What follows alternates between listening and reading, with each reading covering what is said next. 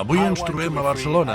Des d'aquí tenim unes vistes meravelloses, però el més important és que just en aquest punt trobem amagada a la vista de tothom la llegendària fortalesa de la Soledat.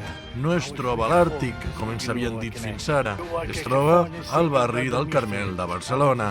Uns ulls poc entrenats es tragarien l'engany del rètol d'aquesta porta que ens indica que és una instal·lació d'aigües de Barcelona, però nosaltres no ens la donen amb formatge i podem observar que clarament es tracta de l'emblemàtic refugi de l'home de Ser. Dues proves irrefutables ho demostren.